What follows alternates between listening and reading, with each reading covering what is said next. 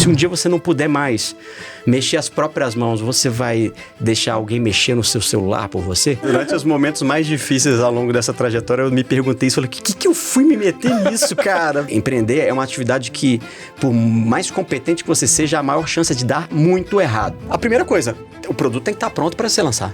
A linha entre a persistência e a teimosia, ela é muito tênue, né? Sim. Eu sou trabalhado na quebra de expectativa, assim...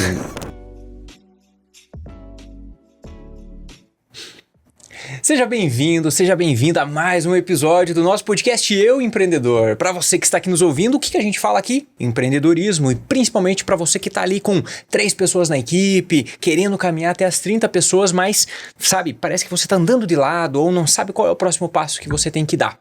Aqui é justamente o podcast que você tem que ouvir, porque nessa conversa que eu vou ter com o Adriano da Colibri, você vai ter vários insights. Então, pega aí seu papel, caneta, já começa a caprichar nas anotações para você gerar um plano de ação e você fazer essa grande virada de chave. Claro, né, melhor do que eu apresentar o Adriano, vou passar para ele poder se apresentar, falar um pouquinho da Colibri e também das grandes histórias, dos grandes feitos que ele conseguiu fazer, mas principalmente, né, Adriano, aquelas coisas que a gente gostaria que as pessoas evitassem ou soubessem antes de começar a empreender ou que podem evitar nessa jornada de transformação, não é verdade? Com Adriano, certeza. Muito obrigado, tá? Por você ter vindo aqui e fica à vontade para se apresentar para toda essa turma e falar também da Colibri e toda essa jornada incrível que vocês tiveram e que você teve. Eu que agradeço. O objetivo aqui é, de alguma forma, ressignificar a jornada empreendedora até aqui para, se de alguma maneira puder fazer com que evite algumas pessoas a sofrer o mesmo que eu sofri, já vai ter valido a pena. Mas quem quiser ficar pelas histórias, as histórias são bastante interessantes também. Muito bom. Eu sou Adriano Assis, hoje eu tô com 42 anos, sou o capixaba mais pernambucano de Belo Horizonte e sou fundador de 3 empresas e uma delas com uma crise de identidade que mudou de nome 3 vezes. Né? Fundei em 2009 a Gerais com o propósito de ajudar cegos a pegar ônibus. Eu chego nessa história mais pra frente. Que legal. Deu monumentalmente errado. Mas com o mesmo CNPJ a gente acabou desenvolvendo uma outra tecnologia também para pessoa com deficiência, mas não deficiência visual. E aí a gente mudou para pessoa com deficiência motora, que não tem coordenação motora fina. A gente criou um produto chamado TICS, que era uma espécie de teclado com botões grandes e que funcionava de uma maneira combinatória. Para esse público que não consegue tocar num teclado convencional, usar um mouse convencional. Aí com isso a gente passou a ser conhecido como o pessoal do teclado TICS, então ninguém mais chamava a gente pelo nome Gerais, que era um nome também que parecia nome de construtora, então a gente resolveu mudar de nome para TICS. Aí sim a gente começou a ter uma atração, né? Começou a ganhar um pouco de nome, e aí lá pela frente a gente criou um novo produto dentro da TICS, novo produto de acessibilidade, chamado Colibri, e eu tô com ele no rosto aqui agora. Que legal. É um mouse de cabeça para pessoa tetraplégica, né? A gente sempre foi buscando deficiências cada vez mais complexas de resolver, até que a gente chegou ao ponto que a gente pensou, para esse produto novo prosperar, se um dia a gente for buscar um investidor pela empresa TICS, que já passou por tantas outras coisas, já teve sócio que entrou, que saiu, é melhor a gente dar um ponto final e abrir como uma spin-off, né? Criar um novo CNPJ. Então a gente criou um novo CNPJ, então hoje a gente é a Colibri, mas a Colibri ela acumula esses 16 anos de trajetória e contando, né? Que legal, caramba. Mas fala um pouquinho mais, o que é? Você está com óculos aqui, para quem está só nos ouvindo, Adriano está com óculos aqui e no cantinho desse óculos tem ali um dispositivo, né, vermelho, e para você que está assistindo, dá uma olhada nisso, mostra pra gente aí o que é isso, o que ele faz. Para quem não está assistindo, eu estou usando um óculos fake news aqui, um óculos sem lente. É um óculos sem lente, basicamente só uma armação mesmo, mas o que importa nesse óculos que eu tô vestindo aqui é que tem um pequeno aparelhinho vermelho aqui para combinar com a minha camiseta, preso na haste dele. E esse aparelhinho, ele é um mouse sem fio. Ele é um mouse de cabeça. Então... Tipo igual o mouse, aqueles controles de televisão que você aponta pra TV e ele vai tipo, mais ou menos essa vibe? Exatamente. Excelente comparação, Léo. Imagina que você pegou quem tem aquelas televisão, acho que da LG, que tem um controle remoto que você aponta pra televisão e vai mexendo com as mãos, né? Que é mais prático do que ficar apertando pra cima, baixo. Ninguém merece ficar escolhendo o teclado, né, da TV, ele é todo zoado. Nossa, pra digitar aquilo ali é terrível. Imagina que você pegou um desses controle remoto mágico aí, que o pessoal chama, e amarrou no óculos. Pronto. É isso. Caramba. Aí você passa a mexer com a cabeça, você controla a televisão com a cabeça. Bom, basicamente é isso que esse aparelho faz. Só que ele é mais voltado não para uso na televisão, embora funcione também.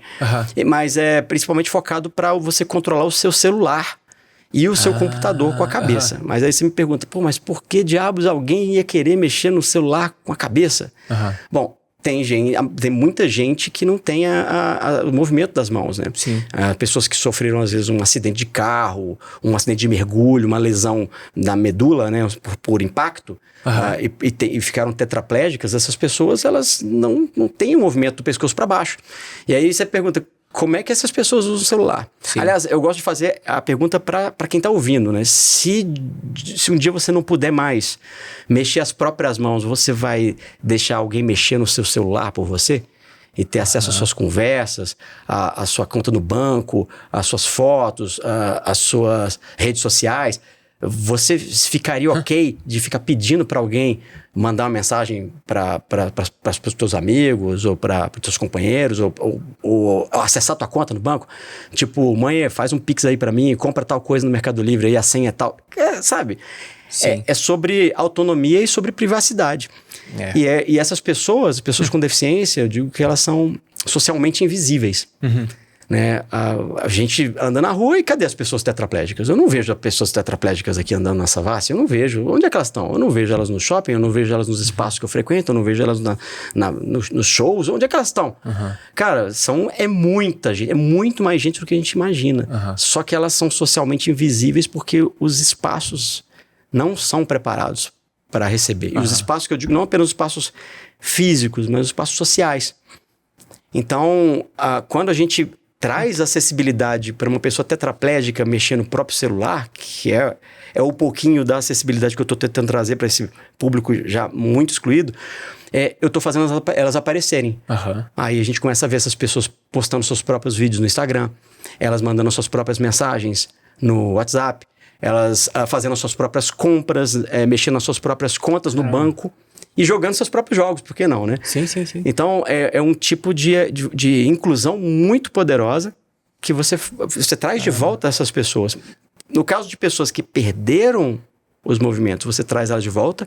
E no caso de pessoas que nunca tiveram movimento, porque tem uma deficiência congênita, né? Nasceram com uma deficiência, você está trazendo pela primeira vez. Você está abrindo um mundo para elas. Então é muito gratificante. Caramba, dos dois lados é uma experiência sensacional, eu imagino, né? Porque imagine para quem está aqui nos ouvindo, parar para fazer, e que tem, nesse caso, tem os movimentos das mãos, que é o exemplo que você trouxe.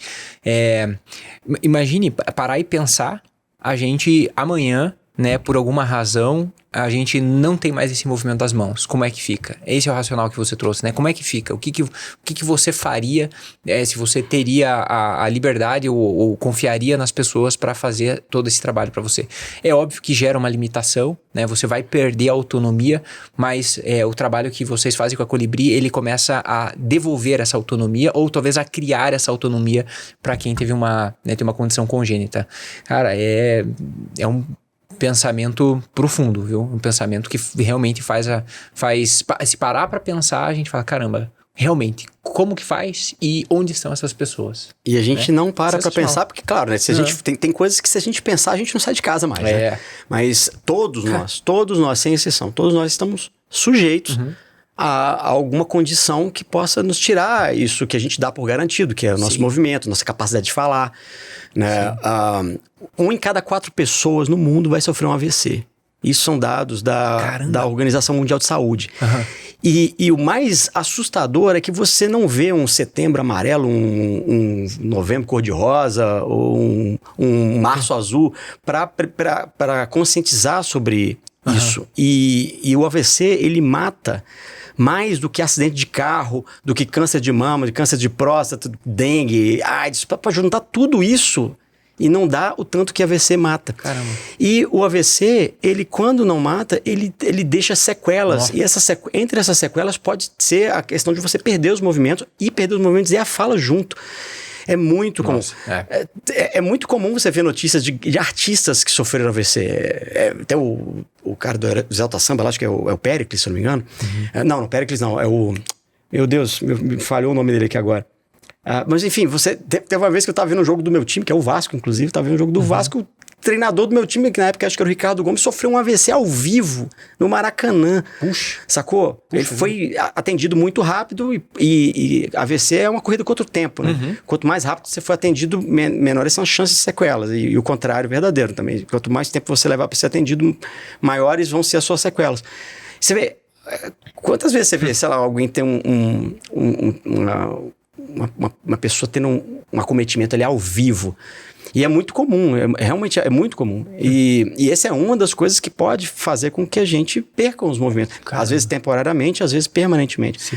Fora acidente de carro, acidente de mergulho é muito comum, cara. Mergulho em águas rasas, o pessoal mergulha às vezes na praia mesmo, né? Bate a cabeça numa banco de areia, ou em cachoeira acontece demais. Piscina, cara, eu sou apavorado com piscina. Depois que eu comecei a trabalhar com acessibilidade, eu tenho uma filha agora de 2 anos, cara, eu vou ser aquele pai chato que eu vou botar uma armadura dos Cavaleiros do Zodíaco nela quando ela for começar a brincar na piscina sozinho, porque é muito perigoso. E tudo isso a gente tá sujeito, né? A gente às vezes imagina a pessoa com deficiência de uma maneira distante, não conheço, então já ouvi falar de alguém, mas a gente nunca para pensar que pode ser a gente. E se for a gente, o que acontece, né? Sim. E você falou, né, agora quando você entrou nesse mundo, você começou a olhar para isso com muito mais frequência, com muito mais nitidez e, né, trouxe até o exemplo da sua filha. E que daí você vai cuidar e vai olhar ali, vai ser aquele pai chato. E como que você entrou nisso? Né? Quando que você começou a olhar com esse olhar? O que aconteceu que te fez falar, caramba, eu vou empreender nesse segmento? Porque é um segmento que quem olha de fora pode olhar e falar assim, velho, quer saber? Eu vou abrir uma franquia de açaí.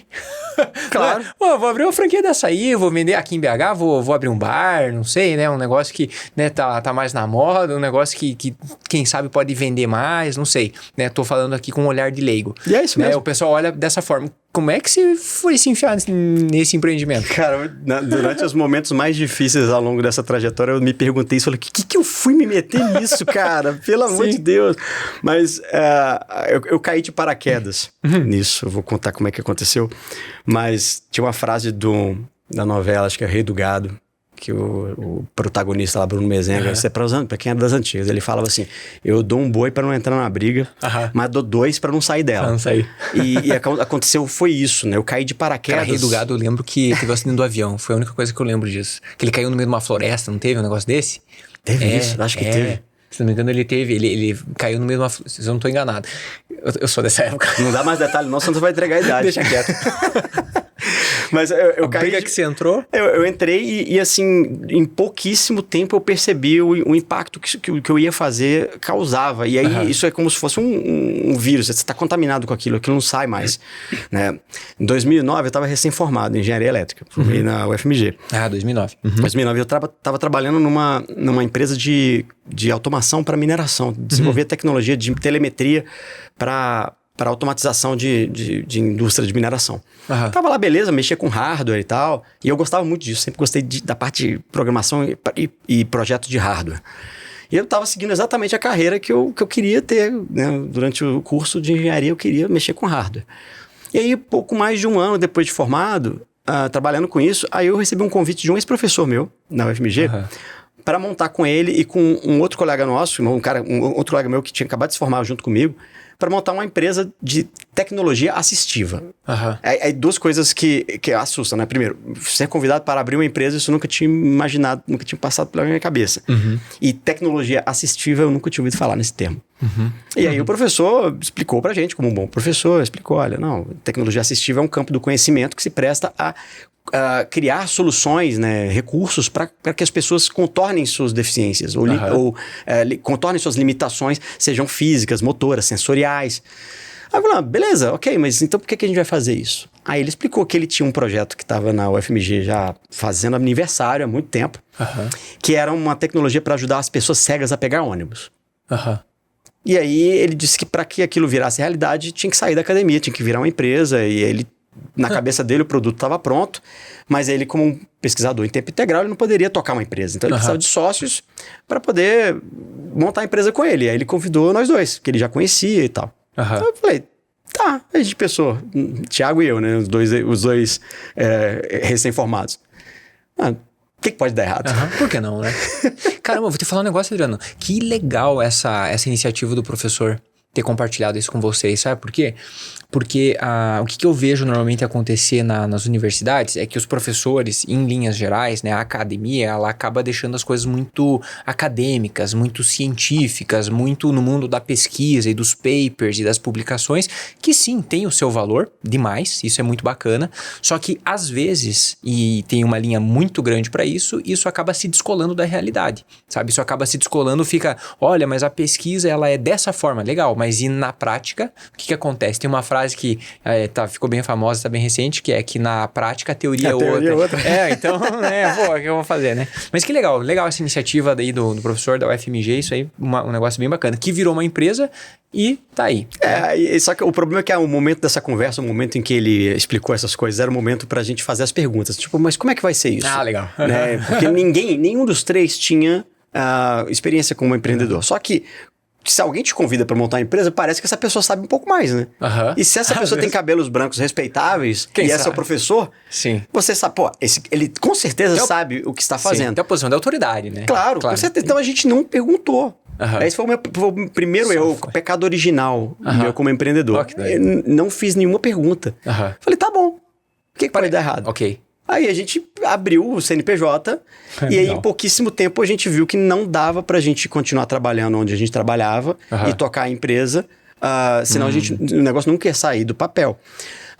Então o professor falou, olha, se vocês, né, no caso do Thiago e eu, né, saírem da empresa, eu consigo bancar do meu bolso 2 meses de salário pra vocês. Que é mais do que suficiente pra gente tirar isso do papel e vender essa tecnologia pelas cidades aí afora. Sim, vai ter um monte de cliente, né? De cara. Esse foi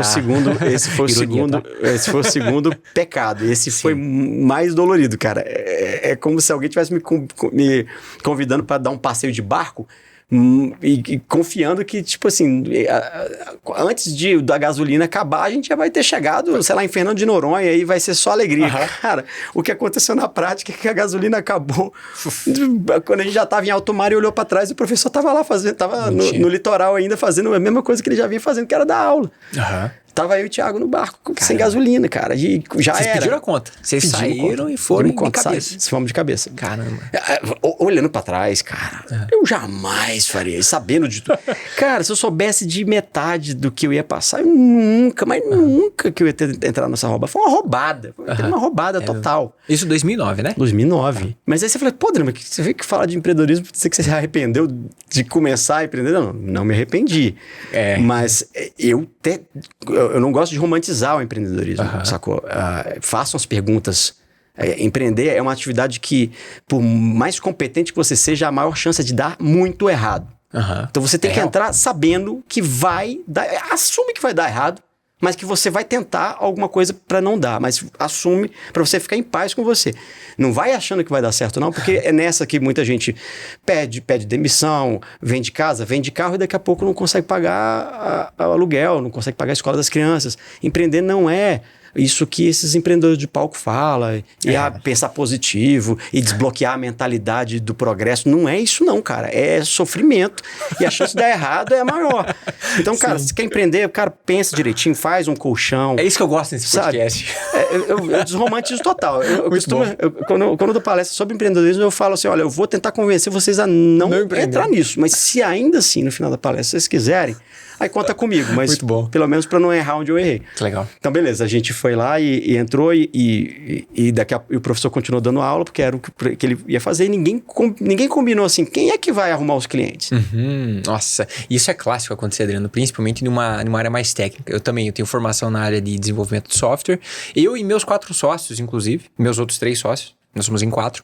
Todos nós nos formamos juntos e temos a formação técnica. E uma das coisas que a gente vê com bastante frequência é a equipe, né, de fundadores que tem formação técnica, em linhas gerais, tem mais dificuldades em ir para a área de business, né, para a área de negócios. E aí acaba virando uma lacuna, porque tem um produto que é muito bom, um produto que é bacana, mas ele está escondido, não aparece, né?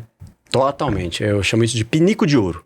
Pinico de ouro. Você tem um super produto maravilhoso, lindo, mas ele é um pinico de ouro, cara.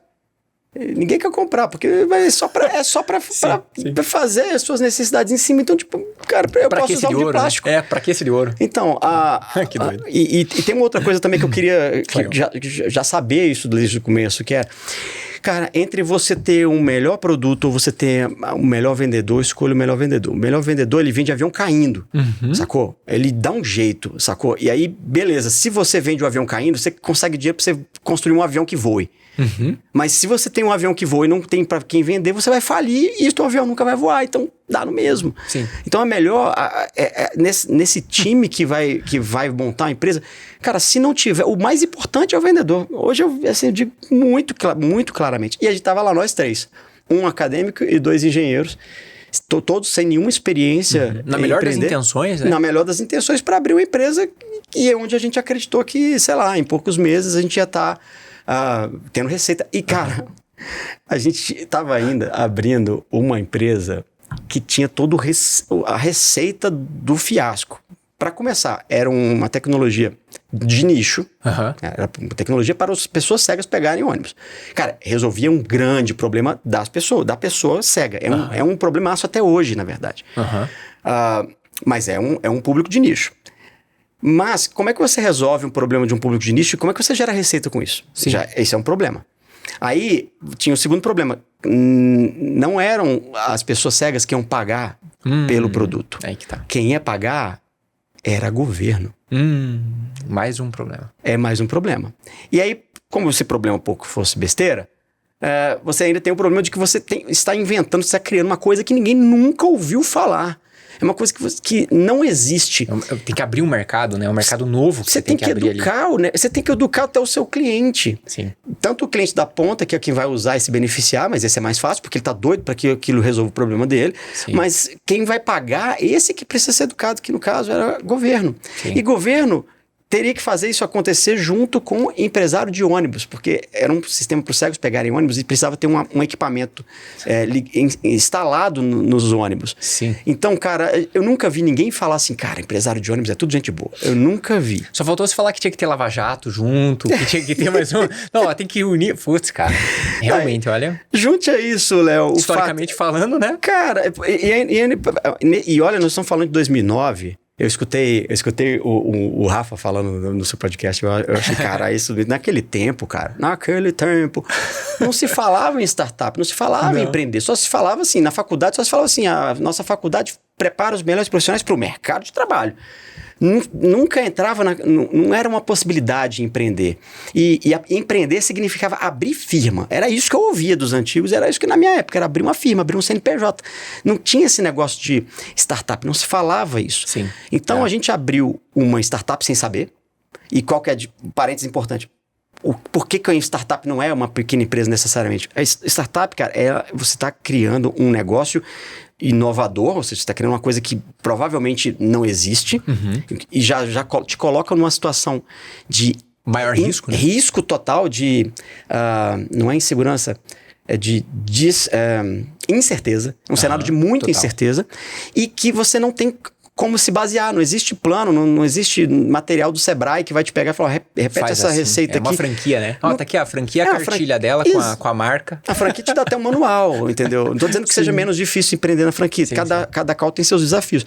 Mas naquele momento, os desafios da startup, eles hoje são endereçados por programas de aceleração, por podcasts como o seu, até pelo próprio Sebrae, que evoluiu bastante. Mas naquela época, não. Então, e a grana entrava também de uma forma bem difícil, né? Porque a grana, eu digo investimento, porque hoje, como você falou, os bancos até eles conseguem olhar e falar, entendi que é uma empresa de tecnologia, que tem mais incertezas e tudo mais, então eles conseguem trazer dinheiro para dentro, por banco, por fomento, por programas de aceleração, como você falou. Lá atrás, era um negócio, uma descoberta nova. Como que eu vou colocar dinheiro nisso para poder bancar e fazer virar, né? E todo mundo, inclusive os próprios fundadores, viam o seu negócio recém-criado como se fosse qualquer outro negócio pequeno. Uma empresa. Firma, né? A gente achava... Era muito ruim. Eu gosto de falar da história do patinho feio. Pô, nasceu lá um patinho feio. Um patinho que era diferente dos outros patinhos. Aí ele era zoado, ele não se entendia, ele não nadava como os outros, ele não fazia quack-quack como os outros. Qual que é a moral da história da fábula do patinho feio? Um dia ele se perde e ele encontra outros patinhos que são feios, entre aspas, igual ele. Aí ele descobre que, na verdade, o ovo onde ele nasceu foi parar no ninho errado. Ele, na verdade, era um cisne. E quando ele descobre que existem outros cisnes, ele sente o pertencimento, aí ele se entende. E ele entende por que dava errado atrás, porque ele não era um pato, ele era um cisne. Perfeito. Isso levou, Léo, olha só, já dando um spoiler do resto da conversa, isso levou quase 8 anos para a gente descobrir que era um cisne e não um pato. Então a gente estava tentando tocar a empresa como se fosse uma padaria, sei lá, uma loja de açaí. Mas quando você fala, Adriano, que vocês estavam tentando tocar a empresa como se fosse uma empresa mais tradicional, quais eram as principais cobranças, né, ou visões que vocês tinham que hoje você consegue perceber que estava errado? Te vem alguma cabeça? Sim, com certeza. A primeira coisa, o produto tem que estar pronto para ser lançado. Então, olha isso. Aí, que a gente fez durante esses 2 meses que o professor falou que ia levar pra gente lançar o produto e que foi esses 2 meses mais outros 12. A gente ficou lambendo o produto, fazendo... Tem que ficar perfeito, tem que ficar perfeito, pronto. tem que ficar perfeito. Vamos fazer manual, vamos fazer caixa, vamos fazer site, vamos fazer um monte de coisa. E nada de procurar o cliente. Caramba. E quando a gente foi procurar o cliente, a gente a gente descobriu no primeiro teste que a gente fez no cliente que tem uma frase, eu vou dar um monte de frase aqui, tem uma frase do Mike Tyson que diz, nenhum plano resiste a um murro na cara. Sacou? Todo mundo tem um plano até levar um murro na cara, sacou? E é isso, a gente tinha um plano de negócios e tudo mais. Bonito, acadêmico. Bonito, e a gente tomou um murro na cara, a primeira vez que a gente foi colocar isso pra funcionar. E aí tinha gastado dinheiro, tempo, e aí a gente já não estava conseguindo, já estava com a empresa rodando há muito tempo. E aí como é que a gente bancava? A gente prestava serviços de projeto, a gente fazia projeto de hardware para outras empresas. E que outras empresas? A empresa onde eu trabalhava antes. Eu trabalhei muito mais tempo pela empresa de mineração já empreendendo do que o tempo que eu tive de CLT neles. Você fazia como se fosse uns freelance. Uns freela, exatamente. Pela empresa mesmo? Pela empresa.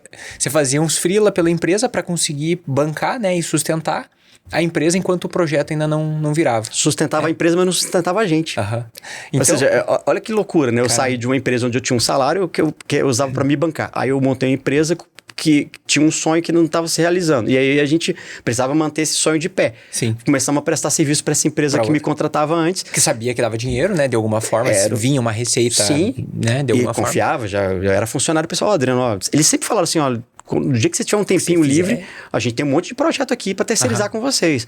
Aí até que teve um dia que não teve, a gente falou, cara, passa esses projetos para cá, e a gente começou a rodar projetos que não tinha nada a ver com acessibilidade, tinha a ver com mineração. A gente fazia projetos de mineração para tentar manter o sonho da acessibilidade de pé.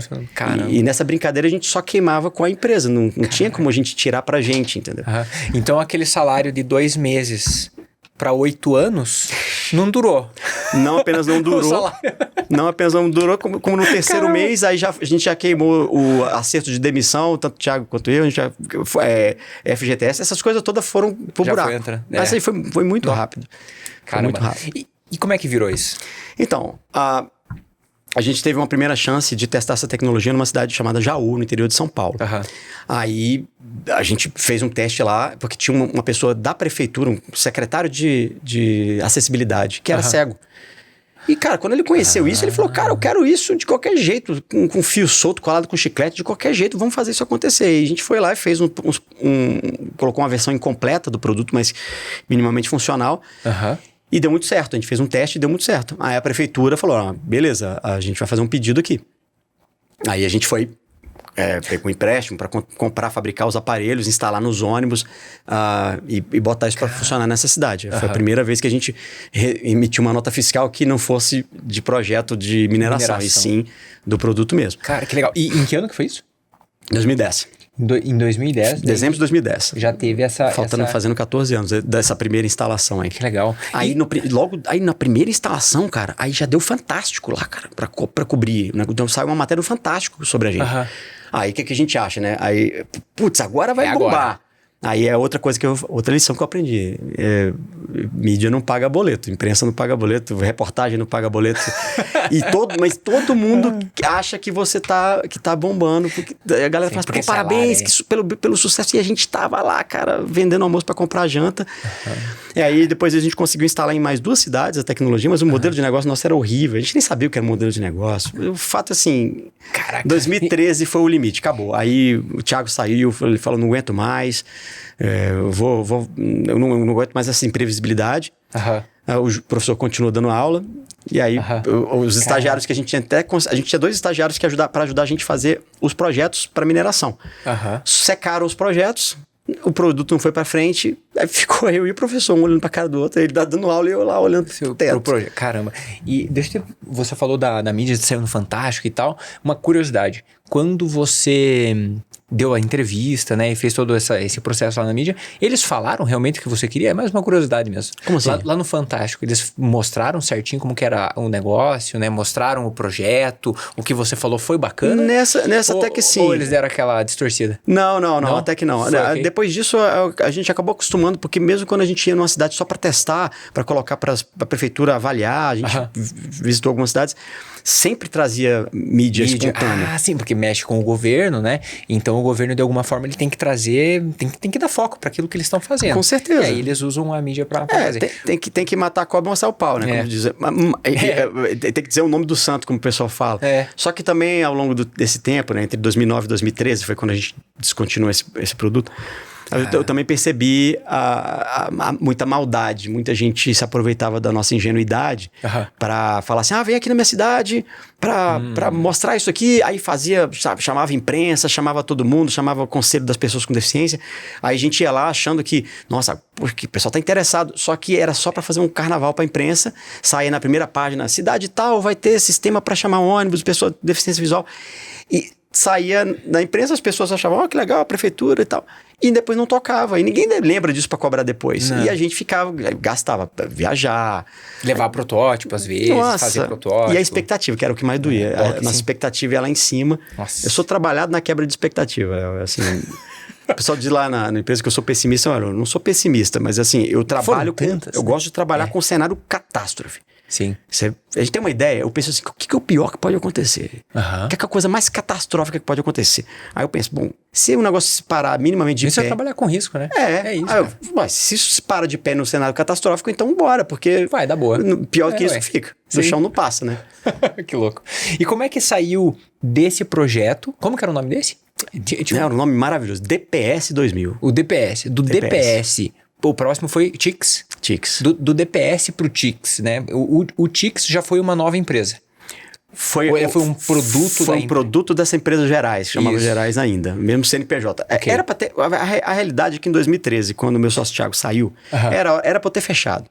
Ali, assim, acabou 2013. Milho, acabou pipoca, não tem mais sócio, não tem mais projeto, não tem grana nenhuma. As 2 implantações que a gente fez dessa tecnologia, a gente reinvestiu 100% para tentar conseguir novas prefeituras para instalar. Isso foi em 2012. 2012 teve eleição para prefeito. Então, trocou tudo. Não, cara, a gente foi aprendendo tudo. Se tinha alguma coisa combinada, naquela hora perdeu tudo. Perdeu tudo. Caramba. Em 2012, a gente viajou muito, investiu muito para poder... Conversou com muitas cidades, avançou a conversa com muitas cidades, só que aí em 2013 entraram gestões novas. Sim. Então a gente perdeu essas conversas. Aí era a hora do fim. Tu comentou comigo, Adriano, que você tem... Você comentou agora há pouco também, né? Que você tem uma filha. E nessa época você já tinha um relacionamento? Estava casado? Não podia nem pensar nisso. Justamente por isso, eu pergunto sempre, porque quando a gente está empreendendo e começa a chegar esse monte de bucha, de bomba e coisa que a gente vai se enfiando, né? Quando nós não temos alguém ou quando temos alguém que nos incentiva, isso pode potencializar ainda a nossa motivação. E o contrário também é verdadeiro. Quando tem alguém que nos desincentiva, cara, você continuar marretando e tentando fica mais difícil. Com certeza. Né? Nessa época, não sei se os teus amigos, as pessoas próximas a você, olhavam para esse projeto e te incentivavam ou te... Né, tipo, os amigos mais distantes, Léo, eles viam, que achavam muito legal. Pô, tu faz um negócio muito legal, parabéns. Aí você começa a ficar meio que até entristecido. Quando alguém me dava parabéns, eu começava a ficar com raiva. Porque eu sempre, parabéns, eu não consigo pagar minhas contas, cara. Sabe? doía. Parabéns, Aí, não paga boleto. quando eu encontrava meus parentes, então aí, pô, e aí, como é que tá lá na empresa? Eu vi você na notícia, no jornal. Eu falei assim, não, velho, eu não quero falar disso. Realmente eu começava, sabe? E tinha pessoas até muito próximas, algumas que realmente, assim, estavam lá me incentivando e tentando, assim, me ajudar, me apoiar de qualquer forma. E tinha outras pessoas que também eram muito próximas e falaram assim, você tá dando murro em ponto de faca. E aí eu escutei escutei o Rafa falando uma parada também, acho que foi até eu que falei com ele, né? A linha entre a persistência e a teimosia, ela é muito tênue, né? Sim. O resiliente é quando é o teimoso que deu certo. Sacou? Porque enquanto não dá certo, você é o teimoso. E naquele momento eu tava sendo teimoso, mas aí você começa, aí síndrome do impostor bate forte, você começa a achar que você é burro, que você tá fazendo alguma coisa errada. Aí em 2013, né, o que aconteceu? Ali para mais ou menos março, abril, meu sócio saiu, o Thiago saiu. Bom, o professor continuou dando aula. Eu ainda estava muito imbuído assim, do propósito, ainda estava muito fresco na minha cabeça a imagem das pessoas cegas pegando ônibus naquelas 2, 3 cidades que a gente implantou para valer o negócio. Eu falei, cara, o produto funciona, cara, e resolve um problema grande, sabe? E até te responder a pergunta que você fez lá atrás, como é que eu caí nisso, né? Eu entrei pelos motivos errados, mas eu fiquei pelos motivos certos. O primeiro teste que a gente fez, que eu vi uma pessoa cega pegando ônibus sozinho com um protótipo da coisa, eu falei, caraca, tem que estar no Brasil inteiro isso. Nossa, com certeza que pra gente é uma coisa trivial pegar um ônibus, mas pra elas, imagina, uma pessoa cega, todo dia tem que fazer amizade com alguém num ponto. Sim. Todo dia. Sabe, uma vez um camarada, um advogado cego lá em São Paulo virou pra mim e falou assim, cara, eu não tenho o direito, olha só, eu por ser cego, eu não tenho o direito de simplesmente tá puto e não querer falar com ninguém. Porque quando eu chegar no ponto de ônibus, eu preciso falar com alguém. E a pessoa começa a perguntar da minha história inteira, eu não tô afim de falar, mas enfim, tadinho, como é que você ficou cego? Passa a mão em mim, imagina a pessoa, você não tá vendo que eu vou encostar em você. Sim. Então, imagina o estado de tensão constante, você tem que passar por isso todos os dias para pegar seu ônibus, para ir trabalhar, para ir voltar e tal. É triste, é difícil. E isso quando tem alguém para ajudar, porque quando não tem, a pessoa tem que dar sinal para caminho do lixo, e perguntar se é um ônibus, se não é, se esse ônibus está indo para onde você quer ir. Então, eu colecionei histórias de pessoas cegas. E todo mundo que via essa esperança desse aparelho poder resolver esse problema, isso é que me motivava. Mas o negócio propósito não paga boleto. Sim. E lá em 2013 não tinha mais como seguir. Mas como eu ainda queria, eu ainda esperava que algumas sementes que a gente tinha plantado ao longo desse tempo pudessem frutificar, eu virei para meus investidores maiores, meus pais, que sabiam, né, que eu não tava montando a banda de rock, né? Eu tava fazendo uma coisa muito, muito mais arriscada. Sim. Virei, pai, mãe, o negócio é o seguinte, ó, o Thiago saiu, a gente tá sem projeto e tal, mas, que legal. Enfim, eu quero ir até o fim do ano. Final de 2013, a empresa ia completar 5 anos de CNPJ. Cara, eu acho que 5 anos é uma data redonda para você fazer fechar um ciclo e falar, não, beleza, cara, se um dia eu vou... Eu fui por 5 anos, né? 4 anos e meio não é romântico, não. Eu fui por 5 anos, eu falei, pai, eu preciso de uma ajuda. Para bancar lá o escritório do fundo de quintal, era um escritório que ficava no fundo de uma casa que a gente alugava. Bancar até o final do ano para ver o que acontece. Eu vou tentar fazer alguma coisa para frutificar, mas se chegar em dezembro e não acontecer nada, é porque era o sinal, era para ser. Ele, beleza, meu filho, vai lá para você se dar essa satisfação. Meus pais me apoiaram muito nisso. E assim foi. Eles eram próximos, então eles te incentivavam nesse processo. Incentivavam. Meu pai sempre foi empreendedor. Meu pai era meteorologista da aeronáutica e empreendedor, sempre as duas carreiras ao mesmo tempo. Que legal. Então, e minha mãe também sempre foi muito ligada com isso, então eles sempre me apoiaram muito. Meu irmão também, cara, minha irmão deu muita força, ele chegou a trabalhar comigo nessa época também. Que legal. Aí o que aconteceu? Falei, bom, tenho até o fim do ano para acontecer algum milagre, né? Aí chegou em abril, aí eu pensei, cara, tem outra frase famosa, você não pode esperar resultados diferentes fazendo a mesma coisa sempre. Isso é sintoma de loucura, né? Então, nesses meses que restam, tem que fazer alguma coisa diferente. Aí eu decidi participar de uma feira de tecnologias para pessoa com deficiência que acontecia todo ano em São Paulo. Chamava Reatec. Você foi se aproximar do cliente nessa hora. Eu precisava mostrar isso pro meu público, né, de alguma forma. É lógico que o meu público era pessoa cega, mas não era ele que pagava. Mas de alguma maneira eu precisava apresentar isso, tirar isso do escritório, né? E aí eu fui a São Paulo com as últimas moedas do bolso, peguei o menor stand da feira, tipo, imagina a feira, um pavilhão, se ele fosse um campo de futebol, eu ia estar na bandeirinha do escanteio, assim, era um stand que parecia um banheiro químico, de tão pequeno que era. Fui lá com a minha banquinha, o aparelhinho com a antena e o aparelhinho que ficava com cego para mostrar aquilo lá, quem sabe passa um prefeito ali, um secretário. A feira era muito movimentada. Aí deu tudo errado, cara. Não adiantou, eu não podia nem ir no banheiro, porque eu tava sozinho. Ia saindo, imagina naquela hora passa alguém. Cara, 4 dias inteiros, velho. Aí no último dia eu tava assim, cara, velho, tudo errado. Eu sentei na cadeira e aí passou... A feira, muita pessoa com deficiência vai lá, com todas as deficiências, né? Passou um rapaz numa cadeira de rodas, bem devagarzinho, olhando pro meu stand. E eu tinha colocado um banner na frente do stand com o nome do produto e o nome da empresa, que era Gerais. Uhum. Essa feira estava acontecendo em São Paulo. Aí o cara ficou olhando, a pessoa com deficiência. Aí eu falei, pois não, quer saber sobre o equipamento? Aí ele veio me perguntar se Gerais tinha a ver com Minas Gerais. Uhum. Só que ele foi me perguntar isso e eu não entendi nada do que ele falou, porque ele tinha uma deficiência muito severa de movimento e da fala. Uhum. E ele foi falando e eu não consegui entender. Aí tinha um amigo dele que estava junto com ele e me traduziu. Ele, quer saber se Gerais tem a ver com Minas? Eu falei, tenho, sou de Belo Horizonte. Aí ele falou, eu sou de Itaúna. Aí eu falei, que legal, o que você está fazendo aqui? Aí a gente começou a conversar. Esse amigo dele sempre traduzindo ali para mim, intermediando. Uhum. Aí ele veio me dizer que esse cara era formado em ciência da computação. Aí quando ele falou isso, eu já achei estranho. Eu falei, cara, o cara não consegue segurar um copo d'água. Não consegue falar direito. Como é que ele se formou em ciência da computação? Aí eu perguntei, que mal te pergunte, como é que você fazia esse tanto de trabalho, programação? Pô, ciência da computação é complicado. Entendi. Aí ele explicou, cara, que ele usava um capacete com uma vara, um capacete com uma ponteira, sacou? E ele ia digitando com a cabeça. Ele ia empurrando as teclas do teclado com a vara que estava acoplada nesse capacete que ele usava. E ele fez o curso de ciência da computação desse jeito e se graduou.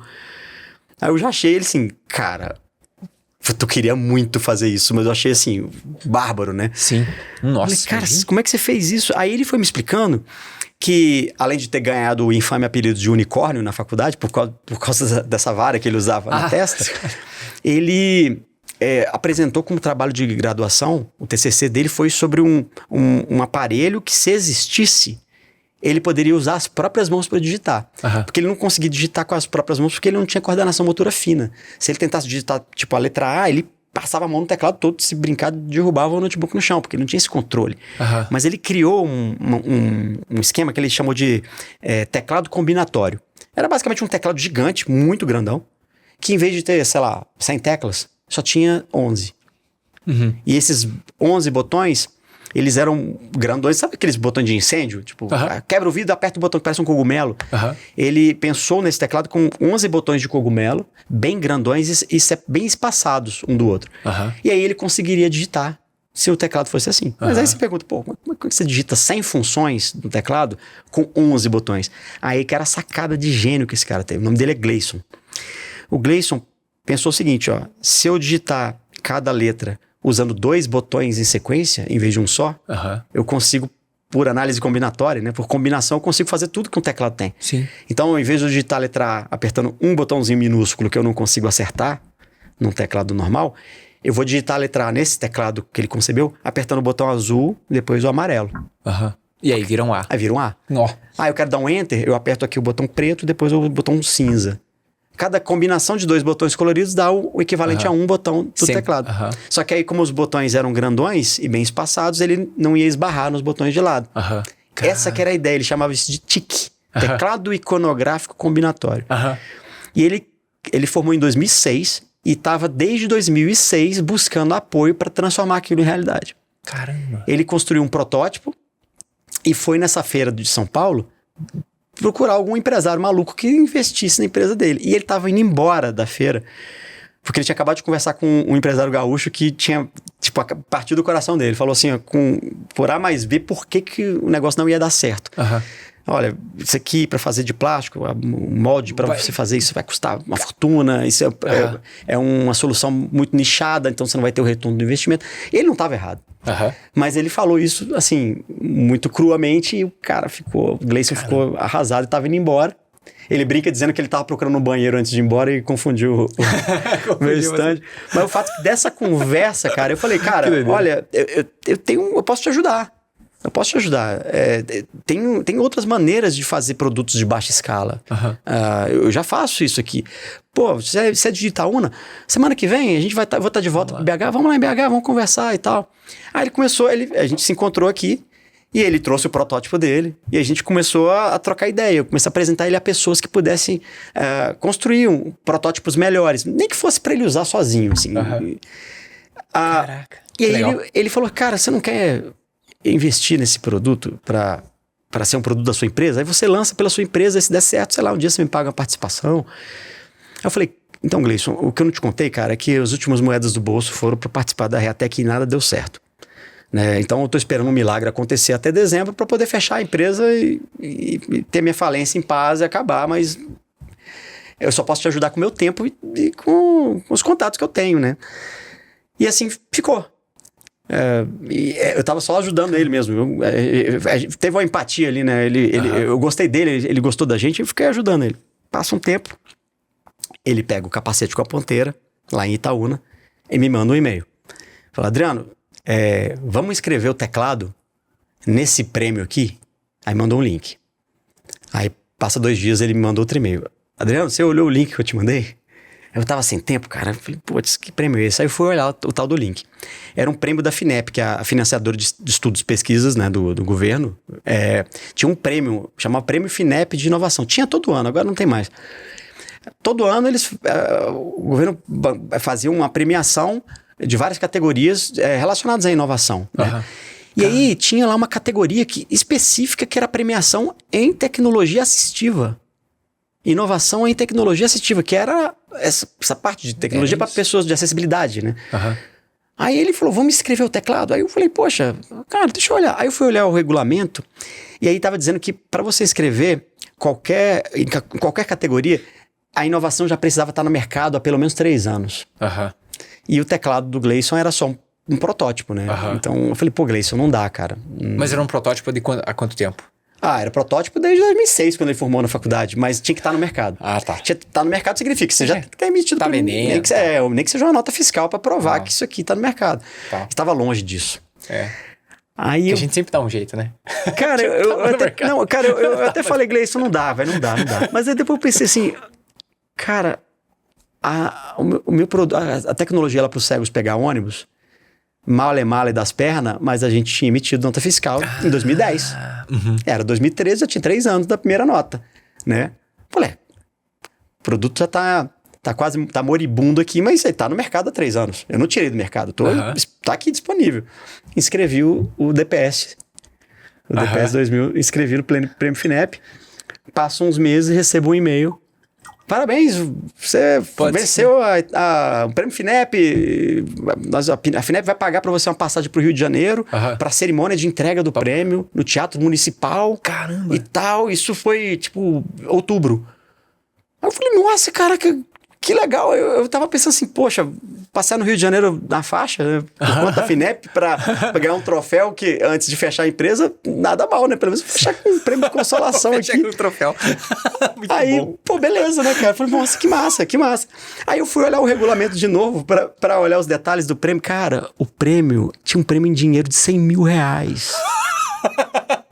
Que bom, né? Eu não vou fechar a empresa. R$100 mil de 2013. Eu fiz a correção. Nossa, seria uma grana, hein? Seriam uns R$180 mil de dinheiro de hoje. Sacou? Seria, na época era 100 mil Dilmas, hoje seria 180 mil Lulas, corrigindo pela inflação. Era muita grana. Era muita grana. Cara, era um milagre aí. Aí, velho, na hora que isso aconteceu, eu tive certeza. Eu falei, eu vou ressuscitar a empresa aqui. E eu vou ressuscitar essa empresa para lançar um novo produto. E esse produto vai ser o produto do Gleison. Vai ser esse teclado do Gleison aí.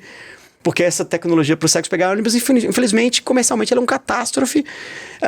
Não deu certo, mas para a gente lançar um novo produto, eu não tinha a menor ideia do que o Gleison já testou isso aqui, já testou o protótipo, ele tem a deficiência, ele sabe o que ele tá falando. Ele é o usuário protagonista, né? Totalmente. Então ele consegue Vamos fazer validar. isso. Aí eu mandei um e-mail pro Gleison, nós vamos construir teu produto, e assim foi, cara. Eu contratei 2 estagiários, fiz uma chamada totalmente fora da caixa, assim, como se fosse o professor Xavier contratando jovens mutantes com superpoderes para desenvolver seus talentos. E esses 2 jovens mutantes que eu contratei são meus sócios hoje, cara. Eles são 2 gênios, velho. Henrique e Esdras. Um abraço pra eles. Mano, olha que doido esse trecho que você contou pra gente, que você tava, Adriano, tava ali pelos finalmente, e nos finalmente você teve a iniciativa de falar, pô, eu vou participar da feira, ou seja, eu vou estar no meio. Você se colocou no meio, né? Você não foi por acaso, você se colocou naquele meio, aceitou ir lá pra feira e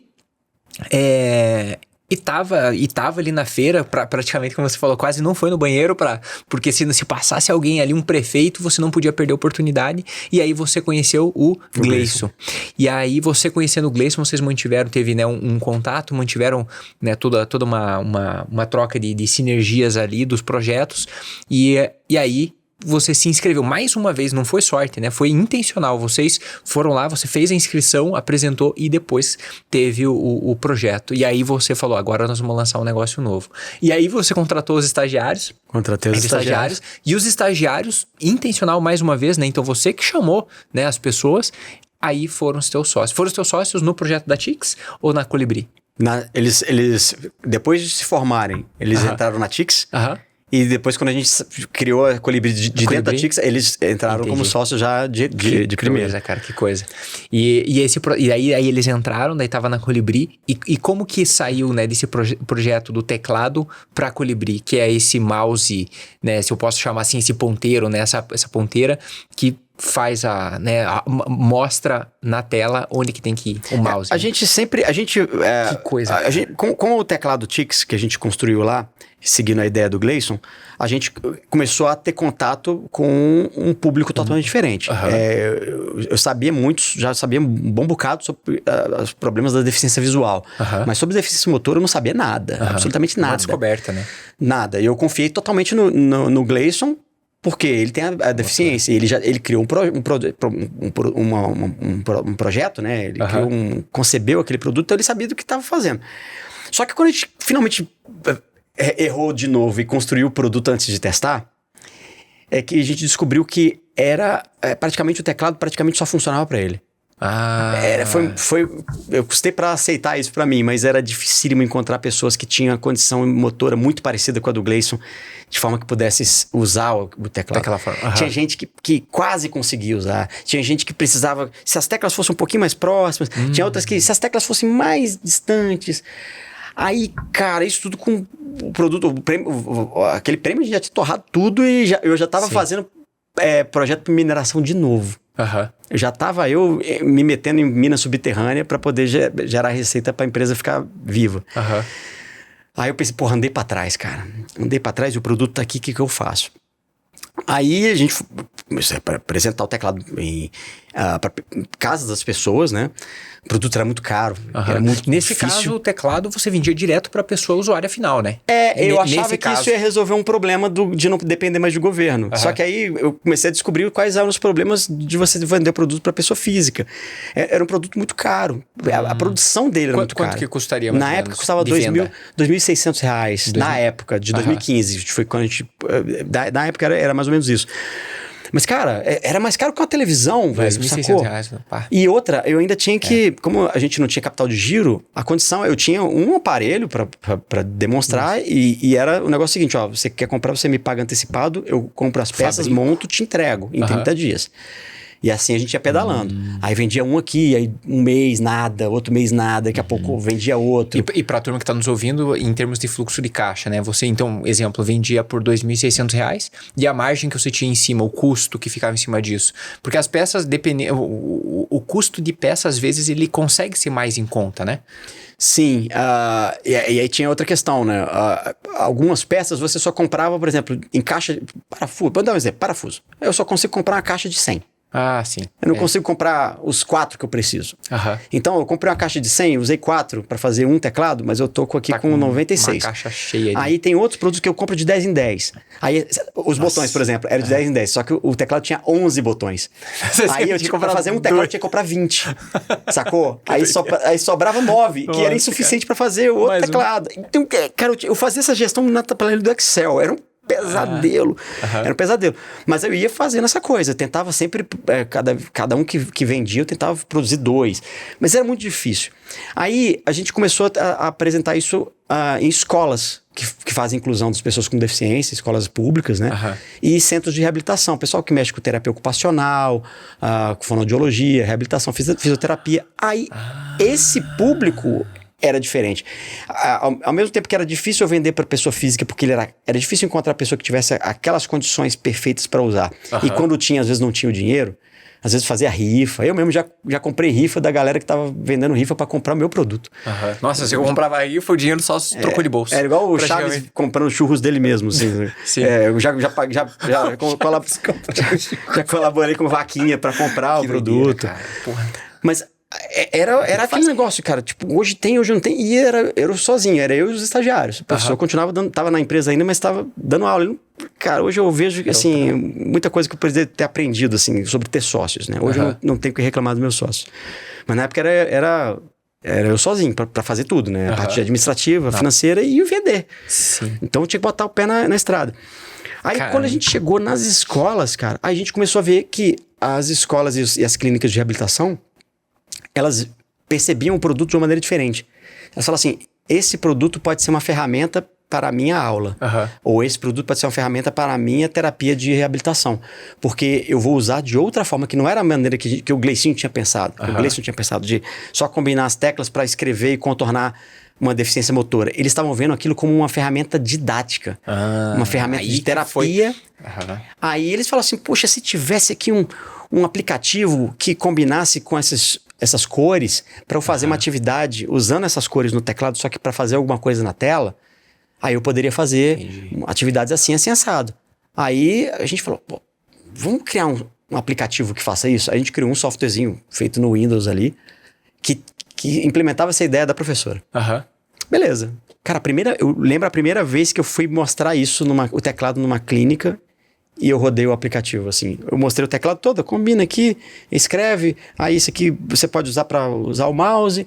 Aí era uma fonoaudióloga, ela tava olhando assim, Aí eu falei, aí tem esse aplicativo aqui que é tipo, a gente chamava de jogo do gatinho. Apareciam os animais na tela, cada animal tinha um símbolo correspondente a uma das teclas do teclado. Aí o jogo perguntava, onde que tá o gato? Aí você tinha que apertar o botão correspondente ao símbolo onde tinha onde estava o gato. Cara, a Fono me deu um pendrive e falou assim, instala isso aqui pra mim, por favor, eu preciso muito desse, eu tava precisando exatamente disso. Dá pra trocar esses animais aí? Aí você já tava indo embora, né? Você já tava indo embora. Você falou, cara, não, mas ó, tem mais um último negócio aqui que eu vou mostrar pra você. Cara, foi tipo assim, One More Thing lá do Steve Jobs, né? A última coisa ali, cara. Eu tava realmente indo embora. Aí ela, cara, como é que dá pra trocar? Dá pra botar o gato pra miar? Dá pra trocar o som? Aí eu falei, não, ainda não dá, mas peraí. Aí eu já cheguei, um dos estagiários, que era o Esdras, que tinha criado o jogo do gatinho. Eu falei, Esdras, tem jeito de fazer o gato miar, cara? Aí ele, tem. Ele tava fazendo uma matéria na faculdade, ele tava construindo o jogo do gatinho como se fosse um trabalho da faculdade, assim, pra testar os conhecimentos, né? Aí, ele aprendeu lá a fazer o gato miar. Caraca. Aí, daqui a pouco, a gente botou um jeito da pessoa trocar os animais, trocar as figuras. Ela configurava daí. Aí ficou já um negócio mais personalizável. Aí eu comecei a ver que o teclado mesclado com esse software, aí ele tinha um apelo. Aí sim, aí já tinha escola querendo comprar por causa do software. E na tua visão, então assim, então meio que saiu de um B2B, de um B2C, né, de uma venda direta para um cliente, ou melhor, vamos lá, saiu de uma venda para governo, que era a tecnologia dos cegos pegarem ônibus. que era outra vibe, aí foi para uma tentativa de trabalhar com o cliente final, e agora tá caminhando, talvez um pouquinho pro cliente final, mas tá caminhando para uma iniciativa mais B2B, né? Se você pudesse, Adriano, compartilhar com a gente alguns insights sobre o que hoje, se você fosse... Por exemplo, você está falando da Colibri. Se hoje você fosse abrir novamente uma empresa que fosse de hardware, ou seja, equipamento, né? Se você fosse abrir uma empresa de hardware hoje, quais seriam as primeiras coisas que você levaria em consideração que você não erraria, na tua visão? Para começo de conversa, antes de colocar o primeiro parafuso, teria feito um MVP ou alguma coisa que minimamente funcionasse, ou que fosse um mock-up que seja, e ia colocar pessoas para testar, para ouvir delas. Né? O que você acha disso aqui? Isso aqui resolve o problema? Por qualquer área, seja de hardware, se fosse de software, mas eu ia fazer alguma coisa muito mambembe, mas que só para a pessoa ter um gosto e me dizer, vale a pena continuar desenvolvendo isso? Entendi. Porque foi muito interessante esse caso que você falou dessa... fono, né? Ela era fonoaudióloga. Fono. Muito interessante esse caso que você falou da fonoaudióloga, porque essa fonoaudióloga, ela era como se fosse o teu teste, né? No final do dia. Você levou um negócio com uma intenção, né? Ou parte de uma intenção, quando você voltou, você falou, caramba, Adriano, eu não estava vendo valor naquilo que para ela teve muito valor, para ela cliente teve muito valor. Então essa troca que você teve com essa pessoa foi uma troca do teste, do MVP. E aí você retornou, né? Então esse é um insight muito legal. E insight com fornecedor. Você falou agora há pouco, não me passou despercebido, que você tinha uma gestão que era difícil, né? Até no Excel, mas que, você comprava 100 parafusos, usava 4. Mas você comprava 10 botões, precisava de 11. E daí você tinha 9. Aí quando fechasse, sei lá, compra de 100, né? 100 botões, talvez fechasse o ciclo de alguma forma ou começasse. Para quem também trabalha com essa parte de hardware, com fornecedor, qual que é o insight que você tem? Como lidar com eles? Onde encontrar eles? Bom, nesse caso eu tinha até uma experiência já como engenheiro que eu usei e é o mesmo que eu recomendaria. Pelo menos nessa parte técnica a gente apanhava menos, né? Porque era a nossa área. Sim, tava no meio. Eu sabia que quando a gente começasse a ter um pouquinho de tração, a gente ia começar a terceirizar a produção do aparelho. Para uma empresa que a gente chama de entra-porco, sai linguiça, né? Turnkey. Você vai lá e fala assim, eu tomo aqui o projeto, quando eu quis, tá aqui o desenho, tá aqui os arquivos, tá aqui a lista de material, quando eu quiser eu te falo, eu quero 100, você vai e me entrega 100 na caixa. Isso no Brasil? No Brasil. Sou de Minas aqui, Santa Rita do Sapucaí. Isso, mas essas fábricas no Brasil, vale a pena no Brasil ou vale a pena pegar, sei lá, muito se fala, eu sou bem leigo, tá? Muito se fala de China. As empresas do Brasil compram tudo da China. Entendi. Os insumos vêm da China, não tem jeito. A montagem é aqui dentro. A montagem é aqui. Se você chegar em alguma coisa que tem uma escala muito grande, vou dizer assim, tipo, alguma coisa que você está fazendo 10 mil peças por mês. Aí você pode começar a considerar fazer direto na China, se você está tendo essa demanda. Mas se você está querendo fazer alguma coisa, eu quero fazer uma produção de 500 e eu não sei quando é que eu vou produzir de novo. Ou então 200 peças, eu preciso de 200, mas não sei quanto tempo eu vou levar para vender isso. Cara, você não vai procurar a China, o chinês vai rir da sua cara. 200 mil? Ele vai perguntar, 200 mil? É 200 por dia? Como é que é? Nossa, aí você começa no Brasil e se você tiver escala, aí você vai para lá para você ganhar custo. Mas no nosso caso, como é produtos de alto valor agregado, não tem necessidade, não é o tipo de coisa que vai fazer o preço para o consumidor final diminuir significativamente. Cara, genial. Puxa, quanto conteúdo valioso que você compartilhou para quem está nos ouvindo aqui, já montou seu playlist, seu checklist, já sabe o que tem que fazer. E eu sempre falo, quando a gente começa a chegar mais pro final, eu falo, você vai voltar no começo desse podcast, vai escutar de novo, porque tem muita coisa valiosa e você vai repassar e criar um plano de ação para sua empresa. Dá uma olhada lá. Adriano, a gente começa a caminhar mais pro final da nossa conversa e eu queria deixar a oportunidade para quem está nos ouvindo e também para a própria Colibri, para o projeto que você tá empreendendo junto com os teus sócios, para como que o pessoal pode te encontrar, né? Quem são as pessoas que mais buscam o serviço que vocês têm? E se quiser deixar também as redes sociais para o pessoal seguir, site, telefone, fica super à vontade. Antes de você falar, enquanto, né, você vai pensando, eu tenho um presente para você. Poxa, que isso? Cara, olha aqui, ó. Mais do que a chance de vir aqui bater esse papo contigo. Trouxe um livro para você, Eu Empreendedor. que é sobre empreendedorismo. Eu sempre digo, é um guia de empreendedorismo, para as pessoas darem um próximo passo. Eu já ia falar assim, só aceito se for autografado. Aí o que eu faço? Eu abro a primeira página e já tá autografado, cara. Eu sou da velha guarda, eu gosto da caneta no papel. Eu gosto de papel também. Cara, obrigado. Muito obrigado. Tamo junto. Muito bom. Pessoal que quiser saber mais, voa.colibri no Instagram. Voa Colibri. Voa.colibri. E quem quiser saber mais sobre o mouse de cabeça, que é o nosso produto que está ativo hoje, é voacolibri.com.br. E eu acabei não te respondendo como é que a gente chegou no Colibri. Mas nós vamos chegar lá. Nós vamos chamar você outra vez aqui. Vamos chegar lá, é só para o pessoal entender que a gente... Os problemas que o teclado não resolvia, a gente foi se esbarrando com essas pessoas que tinham problemas que aquele produto não resolvia. E uma delas eram as pessoas que não tinham a mão, não tinham movimento da mão. Aí foi um dia, a gente conheceu um caso de uma criança que estava jogando no meio da pandemia o celular com a boca. E o pai dele estava desesperado, porque como é que ele quer jogar, mas ele não mexe as mãos e está jogando com a boca, como é que faz? E a gente criou um protótipo de um mouse de cabeça para ele. Deu tão certo que daí em diante a gente começou a mexer nesse mouse de cabeça até tirar os fios e virar o Colibri. E talvez aquelas pessoas que tinham aquela dificuldade com o tics, né, com o teclado, que precisava de 9, precisava de 11, precisava de 13, mais perto, mais longe, talvez hoje com o Voa Colibri conseguiria resolver uma parte da condição. Sim, algumas pessoas sim, outras se deram muito bem com o teclado, e outras a gente foi vendo assim, beleza, como é que a gente... O teclado a gente acabou depois criando acessórios para ele, para poder abranger deficiências diferentes, né? Você tem que ser versátil, né? Um produto de nicho, você precisa atender o máximo de pessoas possível. A gente foi adaptando, criando acessórios no ecossistema para ir atendendo casos que ele originalmente não atendia. E no caso do Colibri, a gente personaliza ele, sensibilidade, essas coisas, para se adaptar a casos mais específicos de movimento de cabeça. Que legal. E hoje, então, para quem está nos ouvindo e está buscando uma tecnologia como essa, a pessoa pode ir direto ou no Instagram ou no site, certo? Sim. E vende para pessoa física também?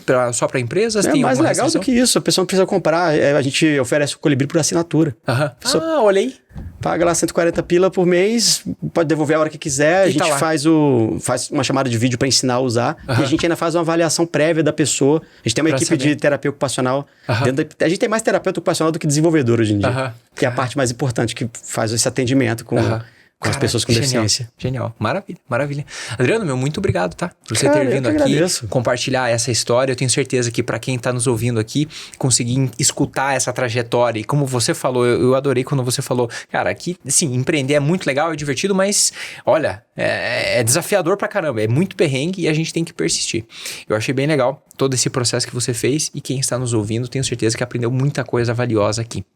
Você que está nos ouvindo, meu muito obrigado por ficar aqui até o final. Aproveita, se inscreve no canal, deixa seu comentário, deixa seu like e manda esse podcast para aquelas pessoas que você sabe que vão ser tocadas por essa mensagem que o Adriano compartilhou com a gente. E também, se você tiver em busca de um hardware, de um equipamento como esse, tá aqui, ó, R$140 na data de hoje, né? Como o Adriano falou, R$140, você tem uma assinatura e consegue resolver uma solução que consegue dar mais autonomia e acessibilidade para as pessoas. Meu muito obrigado e até o nosso próximo episódio do podcast Eu Empreendedor.